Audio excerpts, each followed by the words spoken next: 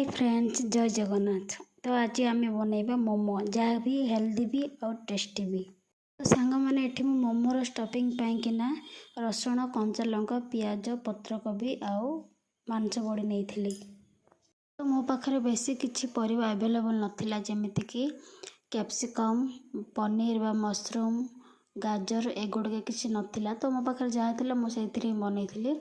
तो ये मु अटार डो बनईकिना रेस्ट पाइकिना छाड़ी देती। तो ये मो स्टफिंग पाइकिना कड़ाई रे तेल पकईकी कंचा लंका रसुण भाजिकी से पियाज चॉप करके रखिथिबा मांस पड़ी आ पत्रकोबी को पकईकिना भाजी देती। तो ये आमर स्टफिंग रेडी हो। हाँ, स्वाद अनुसार लुण टे पकेबे, जेहेतु मु प्रथम पत्रकोबी पकई। तो ये मु अल्प किछि पकईकिना छाड़ी देती।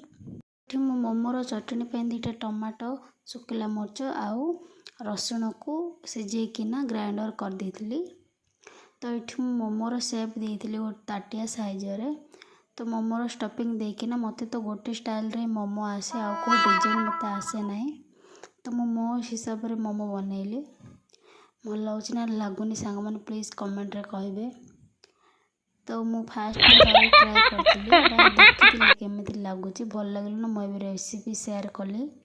तो ये मोर मोमो गुड़िक रेडी हो जाइए पूरा। जेहेतु आमर मोमो स्टीमर ना, तो मुझे इडली स्टीमर रे ही मोमो को स्टीम करी। तो फास्ट इडली स्टीमर तेल अल्प लगेकिना से गुड़िक को स्टीम कर देती। तो ये देखिपे आमर मोमो पूरा रेडी हो जाइए। तो या मु तो फास्ट टेस्ट कली, वाओ कि लगुला। तो सांग माने मोमो रेसिपी केमिति कमेंट रे जणाइबे। मु एमिति गोटे पिला, मत भात न देकी मत दिन राति खाली मोमो देले मोमो खाइकिना बंची जीवी। ये भल लगुले like comment share and subscribe करने को भूलिबेनी। जय जगन्नाथ।